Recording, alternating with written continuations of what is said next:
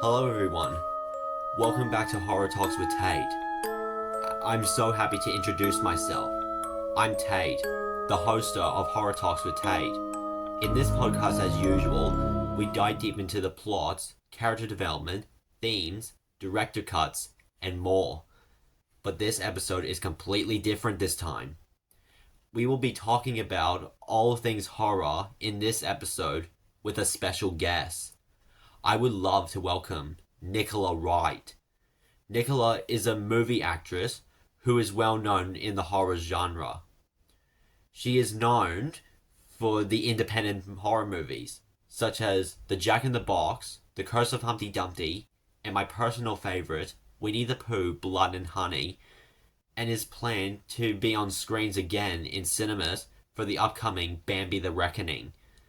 I'm so excited for you all to hear the juicy details and the experience that Nicola has for us. Without any further ado, please welcome Nicola Wright. This is the interview.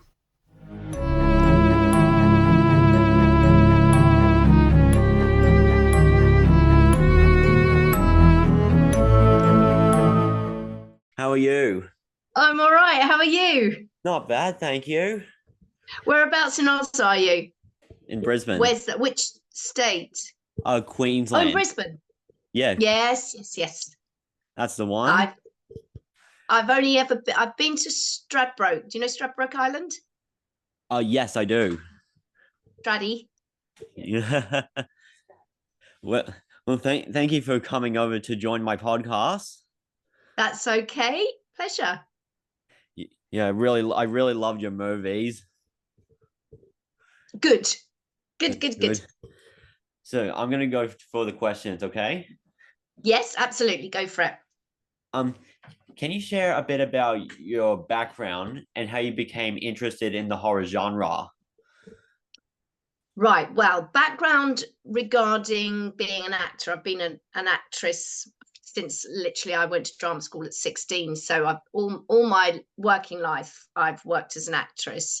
But I didn't start working myself in horrors until probably about maybe 11 years ago was probably the first I got cast in. So relatively recently in my career. But as a viewer, I've always liked horror films. So, going way back, I can't even think of I was too young to go and see The Exorcist, but I was very much aware of it when it first came out and wanted to see it, but I would have never have managed to have passed for whatever, 18, I guess it was. But as soon as I could, I went to see it. So it's probably the first one that had a profound effect on me, I guess. All the rest before were things like watching old Dracula, Christopher Lee films on the television, or funny enough, not that it's a horror film, but Barbarella, the dolls in that pooped the pants out of me when I saw that on the television, when again I was way too young. So I've always liked horror. And so and my kids love horror as well. So when I got the first sort of horror film that I got, they were more excited about that than anything I'd done before.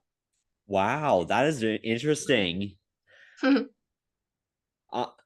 other thing, like, who are some of your biggest influence or inspiration in the horror genre, whether they be authors, filmmakers, or other actors? I think with Evil Dead, that was quite Sam Raimi sort of like set a bar which I hadn't seen before. I really thought that was quite shocking when I first saw it. John Carpenter with the music and Halloween again was groundbreaking for me at the time. And I think adding both The Exorcist and Halloween had such amazing scores. I think if the music's good, it sets the bar way higher on the film. That's But actors, I don't know. I mean, I think Mia Goth's doing amazing things at the moment. She's, as a young actress, I think in the horror world, I do think she's doing good. And I suppose Neve Campbell, we all liked her at the time. But it's usually the women that stand out, isn't it? I'm just trying to think of some of the male actors. I think more of the funny thing is, and this is why horror gets made often cheaper, in a cheaper way, or can be, and can be successful, is you don't need a named actor necessarily for a horror film. Yeah, that makes sense. So then that's why there's such a huge amount of lower budget horror films, because they don't rely on the name. So that kind of means that you remember the film more than sometimes the name of the person, which is awful, of who's in it. So yeah. Yeah, that's really cool. Like that whole thing, that does make sense. Yeah. Yes, so do you have a favorite film or franchise in the horror genre, and why is it your favorite? I think franchise it would be Halloween, although I love the Scream franchise, but only because Halloween was the first one that did it like a franchise, that went on to do a franchise. It feels to me, I can't remember one that had done. I mean, obviously you could talk about again Christopher Lee and Dracula and all of those, but they're not really how we think of franchises nowadays. So yeah, Halloween. And I loved Jamie Lee Curtis in the first one. I love that she wasn't your typical pretty. She's really, to me, she's really attractive, but she wasn't that stereotypical sort of weak, helpless female. You could relate to her, I think. And I love the fact that she's still in them now and still, packing a punch and fighting for her family. And what was the other part of what other horrors did you say? Like why was it your favorite? Oh, that's why, I guess, because of, well, the music, the fact it was the first, and I often think the first things you see often do have quite a big impact, and they stay with you, and then over the years you see so many others that it all becomes a bit jaded. But yeah, I think because it was the first and because it was the music that haunted me, and Jamie Lee Curtis. And also I think he's quite cool. I do think quite a cool killer. It's not a monster at the end of the day, it's a slasher, isn't it? So whereas with Scream, I love Scream, but the killers have changed. Yeah, they do. They're different people, so yeah. Like I get surprised anytime Ghostface reveals themselves. Yeah, exactly. Yeah, because my favorite movie is Terrifier. Yes. Yeah. Well, I must admit, I've not seen it. That's shock horror. I know. I need to see Terrifier. My daughters saw it really early on, and she loved it. And of course, everybody loves it in the horror world, and a lot of them will compare sort of the amount of relentless kills and the level of budget that Winnie 2 had to Terrifier. So I do need to see it. And I've seen so many bad ones recently. I need to see some good ones.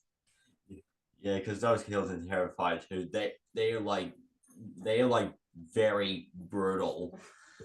Yeah, I can imagine.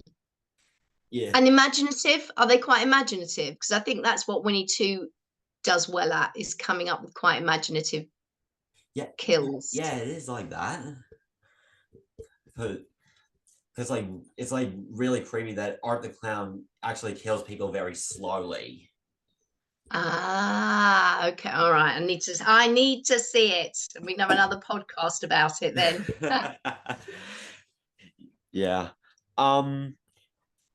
How do you think the genre has evolved over time, and what do you see in the future looking like in horror movies?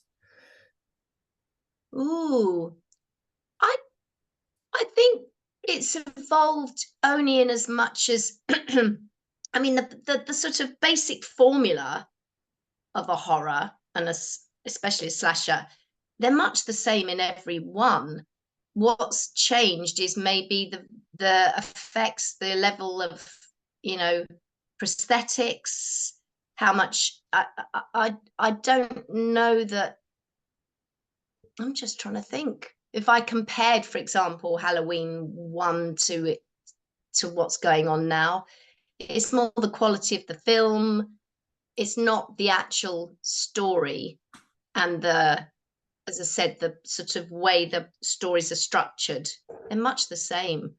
Where they're going, I hope there's then what I just hope is what they're not doing. I can't bear the thought of AI having any input in it. And that includes the script as well. So just going, oh, it's so easy just to put a few key things and let the script be written. And although I like VFX, I also really am a big fan of practical.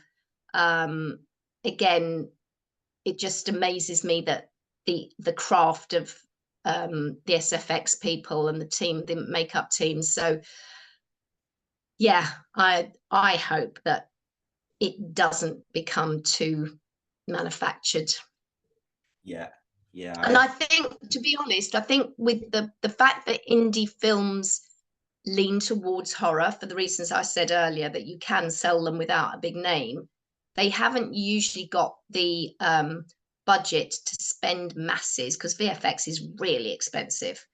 So yeah, actually, probably indie film, if nothing else, will still rely on a lot of practical and doing it themselves. But some of the bigger Hollywood horrors of late, I've been really disappointed with. mm. Yeah. I bet like it would be disappointed. Yeah, Yeah. so we'll see. um. What? Is there anything that you'd like to see change? Um. Oh, I would we've like to. got a time lapse. Yeah. Yeah. I like to see like the effects on the movies. Uh, Yeah. um. Like with Winnie the Pooh, Blood and Honey 2, like all all the special effects, they look realistic. Yeah, they're really, really good. And that is still a very, although it was a way higher budget than Winnie 1, it's still an incredibly low budget when you compare it to what, you know, a big studio would spend. So imagine what it would look like if they had the budget. Yeah. They're very talented. Yeah. Yeah, they can be talented. Um, what do you hope audience take away from your work in horror? I don't know about my work in particular, because I don't I don't know that anybody focuses in on me in particular, but I just hope that people leave any of the horror films just having had fun, really. I mean, you don't want to get too invested in them and be I mean, you're not going to be traumatized by any of them. They're not, I don't think. There's quite a lot of tongue-in-cheek, especially with Pooh. So yeah, just that they went with friends, they had a good time, and they enjoyed it, and they believed in the character, that maybe they, for me, that they empathized with my character, because not in all the films, but often I do play quite an empathic Yeah, character. Empathic. I'm not saying it properly, but you know what I mean. it's all right. Uh, um, how do you like engage with your audience, and what role do they play in shaping your creative process? Well, I'm not, although I've been working for zillions of years, I'm not particularly known, really, so I don't get a chance to engage with my audience that much. I mean, if anybody messages me on Instagram, I will message them back. If there's a few people that are fans of Winnie in particular that will sort of repeatedly um, put a comment, and I'll always comment back. So that's about as much as engagement as I've been able to have. Yeah, I haven't met anybody particularly. So yeah. Yeah. Um, are there any other upcoming projects or collaborations in the horror genre that you're sorry that you're particularly excited about and can share with any of us? Things that I'm doing, that Yeah. I've done. Yeah, I'm so Bambi the Reckoning, which is the second in the Pooniverse group of films. Are you aware of the Pooniverse? Yeah, I am aware of it. Yeah. So we filmed Bambi the Reckoning in January. So that probably, I don't know when that'll be out, maybe beginning of next year, hopefully. There'll be a lot of VFX in that one. So I had quite a main, I want a main part in that. And then I did the tiniest little cameo in Peter Pan, just a teeny tiny little bit.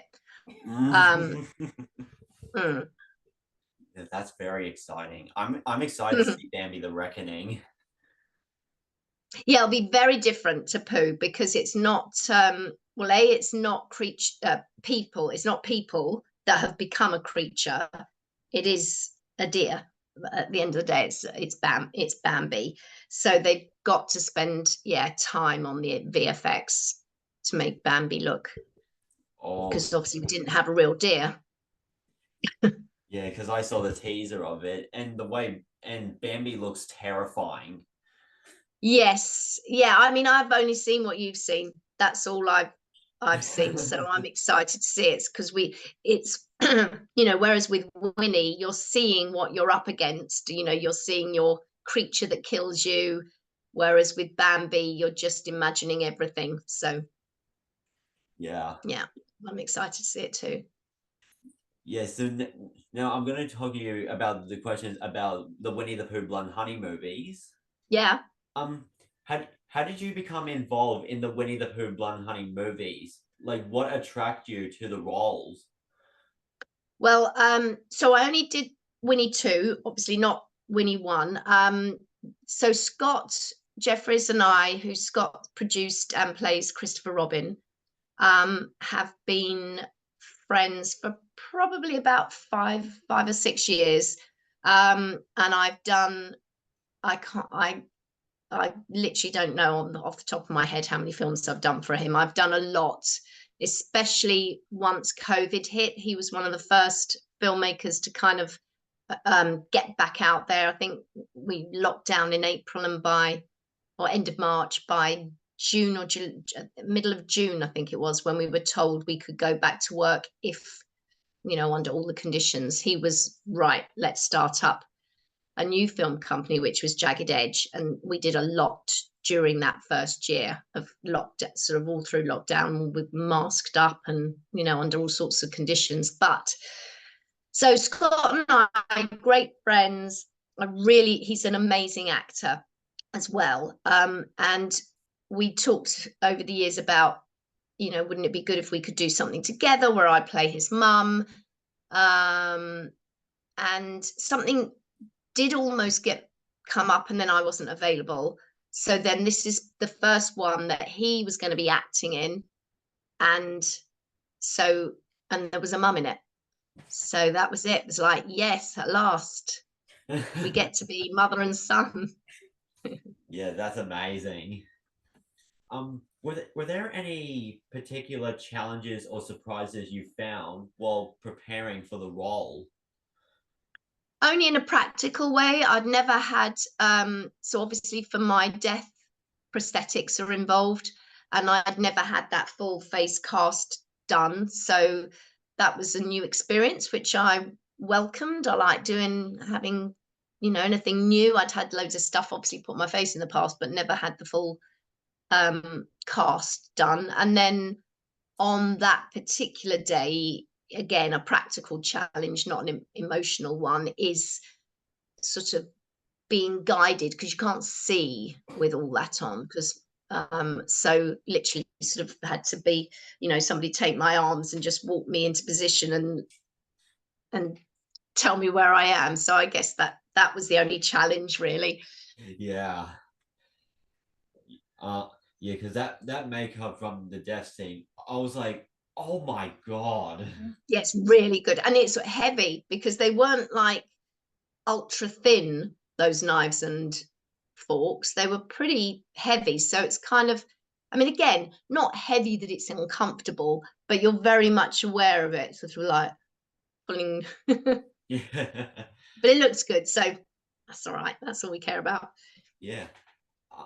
Um, we what was it like working on set with the cast and crew of the Winnie the Pooh Blood and Honey 2?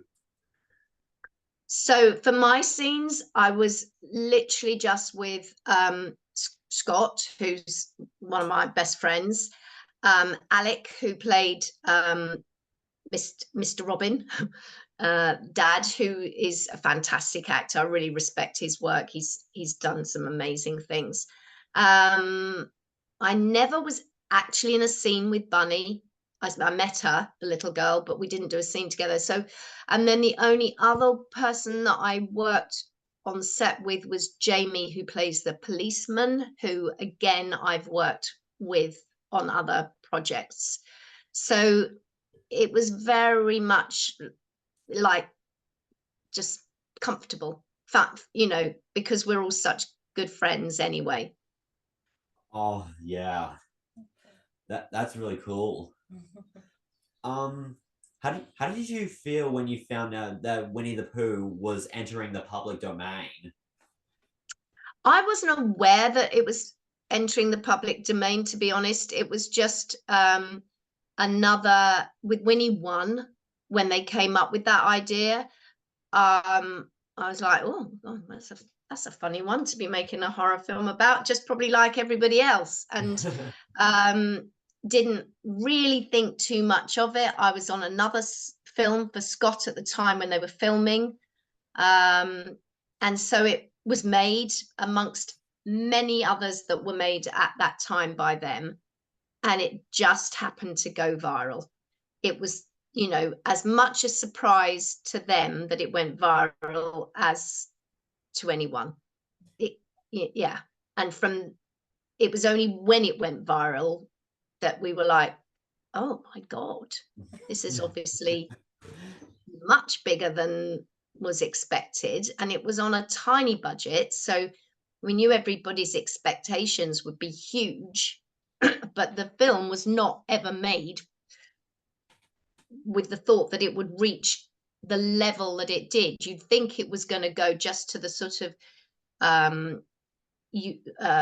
particular horror genre that like those films. But of course, because it went worldwide, and then people who don't necessarily even watch the horror films found out about it, it sort of just blew up, which is why they were prepared to invest more on Winnie 2, because there were higher expectations for it.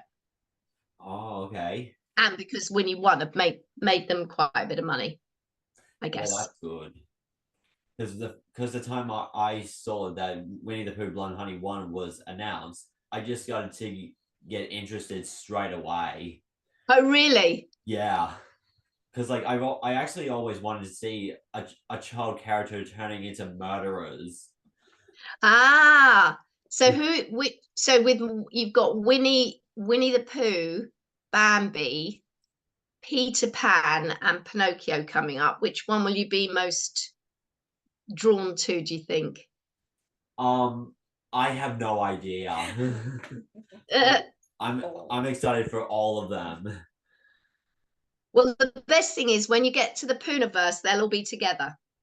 Yeah, I'm excited for that one. Yeah, I am as well. Yeah. Was there any favorite scenes from the movies? From Winnie 2, Yeah. I think the one that makes me go ooh is Kelly's death at the beginning. She's the one that gets dragged out of, well, not dragged. She escapes the caravan, and then he does all those things in the woods, to her. Do you know the one Yeah. I mean? Yeah, I know what you Snapping. mean. That one definitely makes me go like that. I think the rave scene is really good. You know, again, for a lower budget film to have that many supporting artists and that bigger scene, usually on indie horrors, everything's kept quite small in one location, perhaps all in one house. To do it on that size and that scale is quite ambitious. And I know that chainsaw really was flaming, so I think that's pretty memorable. Yeah, that's the part I was excited to see. Pooh using a fire chainsaw. I know. I think Scott was definitely a braver person than I to have been on the other side of that. Yeah. Yeah, that was not a special effect. That was practical. Yeah. Um. What what was your friendship like with the directors and other cast members when bringing the Winnie the Pooh Blood Honey movies to life? Well, again, Reese, who directed it, I've worked for before. Reese and Scott worked together, and although I've known Scott longer, I've worked with Reese right since his sort of early days of starting as a filmmaker. So again, very comfortable. He's very calm. You know, obviously he trusts sort of what we're bringing and what we've already sort of decided, you know, to a certain extent decided upon. I mean, to be honest, the way it was written, it was very obvious it's a mother-son relationship, so it didn't need endless talking about it. It was very much on the page, I feel. And because we are good friends, it came naturally. But Reese allowed us to improvise a bit, although that never makes the cut. In the scene before he's sitting down and he's been sort of he reveals that he saw somebody way back, you know, when he's been to the therapist, and he can remember seeing someone.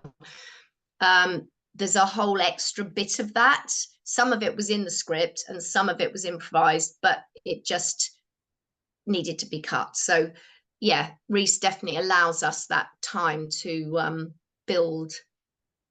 And the other cast members, like I've said, I wasn't with that many of them, and those that I was with, it was very easy and comfortable. I only was filming for, was it 2 days? I think it might have been 2. If it was 3, that's maximum. It wasn't very long because my stuff was all contained in that house. Oh, okay. Yeah.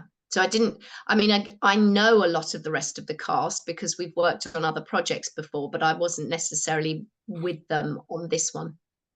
Oh, yeah, that's true. Um, I think I only have one more question left because Yes, right. that vehicle only has like 2 minutes till it stops. Okay. Yeah, I'm so sorry about that. No, not at all. Go on, ask me quickly and we'll talk fast. Yeah. How do you hope the audience would react to Bambi the Reckoning? Oh, well, I mean, I hope they enjoy it. I hope that they feel it's a bit different. It's not got the humor necessarily that Winnie has. It's dark, it's more realistic, if a horror can ever be realistic. Yeah, the sort of, I just think it's a sort of, it's steeped more in realism, and I hope that they enjoy it. I mean, that's all you're making them and hoping that people have fun with them. um yeah. Yeah. And relate. Poor old, my character's called Mary, and poor old Mary, she's, yeah. Well, I can't wait to see what's going to happen in that movie. Yeah. Well, I'm the same, as I said, because we haven't seen anything other than what you've seen, that little teaser. It's going to be just as much a surprise to me as it is to you, so I'm looking forward to it too. Yeah, that's great. Well, it's nearly about to finish, so thank you so much for coming in. That's a pleasure. And when Bambi comes out, we can do it again. Yeah, that sounds great. And I will make an episode to talk all about it. And did you see Jack in the Box? Was that one that you saw? On no, I haven't, but I want to see it. Yeah, I think they've made a third now. Oh yeah, I think I saw that they did. Yeah, yeah. Alrighty, well, thank you so much, Nick. That's a pleasure. That's a pleasure.